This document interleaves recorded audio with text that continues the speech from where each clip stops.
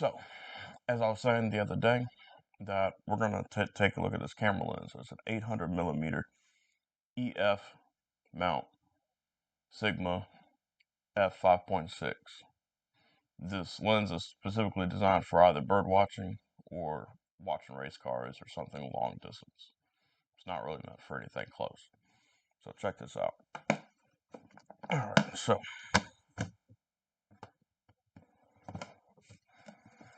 Alright, so the cool thing about the case is that I've actually got enough room up in this case to where I can actually store things. So check this out. Once I take the lens out, now the lens is extremely heavy, and it is definitely not something that you're going to want to tote around all the time.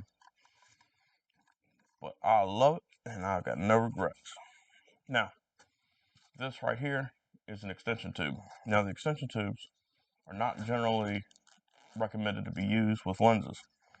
The main reason for this is because once you reach a 2.0 extension, you start losing a lot of your details. So with a zoom lens, what tends to happen is if you attach a 2.0 extension tube, you lose all detail. It looks so fuzzy that you can't even use whatever pictures or images you get. So all in all, bad idea, right? So I'm going to put this back in here because I might need it later. It actually works pretty good with the 800 millimeter because of it being a prime lens. But it doesn't change the fact that you still lose detail, and it also increases the f-stop. So it goes from 5.6 to about a f11. Now, I also have enough room up in here. I can carry around my iPad. So if I need to do anything like transferring images from my 5D Mark IV, I could still do that because of the wireless connection. I can't do that with my 1DX Mark II. So now, could have used that earlier. I got a little cap for my camera that I forgot to put back on. And it also comes with some instructions here. So that's the 800 millimeter EF. And the box itself also comes with the keys. So it's not a super impressive box here, but it'll work. And I'll just give you all a quick show of what's in the box itself, because all we got to do is just take a look at it real quick.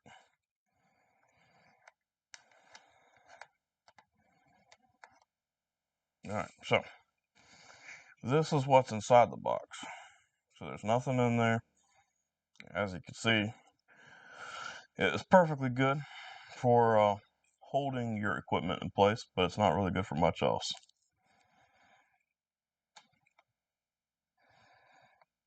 Alright.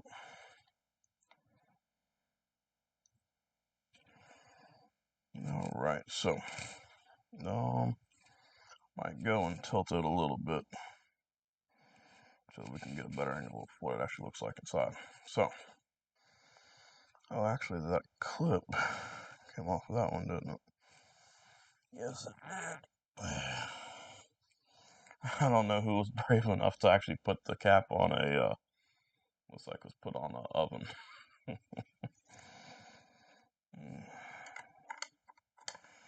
Just put that back in place. Now, this is a cool thing I didn't even think about until today.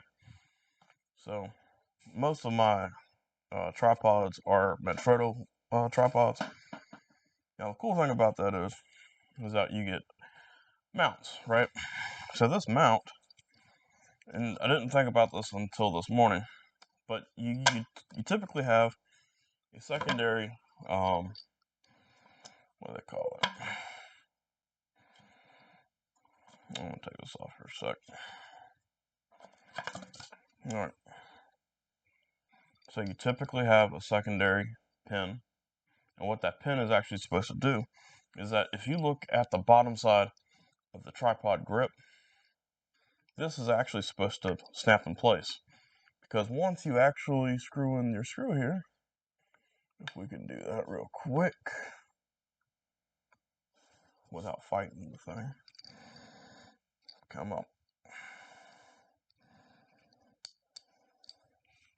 There we go. we put it in place. One issue that I had over last weekend was when I went to the car race. My actual mount kept slipping with this Manfrotto mount, and with that preset extra hinge point, it actually keeps it from rocking, and it also keeps it from getting loose. So you can slide this in and slide it out, no problems.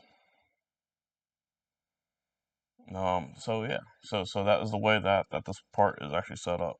Now the other question I've had, and I might have to look this up elsewhere, but the one of the issues with larger images or larger lenses is that the larger your lens gets, the more issues you're gonna have with finding filters and whatnot. But the cool thing about the 800mm lens is that you actually already have a built-in filter, and these are 46, I think, millimeters. Let's check real quick. I just want to make sure I'm right. Let's see, normal. Yeah, it's a 46mm filter. So you can actually order like additional filters that they just pop in. And to take them out, there's a little clip here. You press it and it pops right out. And then it just locks back in place. I think I put it in backwards. So, there we go. No, I guess I didn't. No, yes I did. Alright, so it's back in place. And now it's ready to go again. But like I said before, this lens is about 12 pounds. So in my actual job, I carry around a lot of 50-pound batteries. That's not to say a whole lot, but if I wasn't picking up those all the time, I probably would be having a hard time trying to carry this thing around right now. So we're gonna put this thing back in. We're gonna put the plate on here, and the replacement model number on this, in case it ever gets damaged or broken or anything, is Sigma 1571-01. It's a lens hood, and it protects your images from getting glare on them. Alright.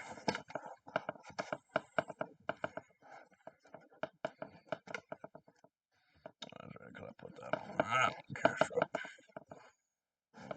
There we go, perfect. Now it's back in place where it belongs. Alright. Now we'll put this back in here as well. Now the real question is can I actually put it back in the box with the filter on it? Or the Manfrotto mount? Yes, I can. And it seals up pretty good too. Even with that Manfrotto mount on it. No, I don't really need this. This isn't going to tell me much. What is inside this? Mostly just instructions on how to use the thing.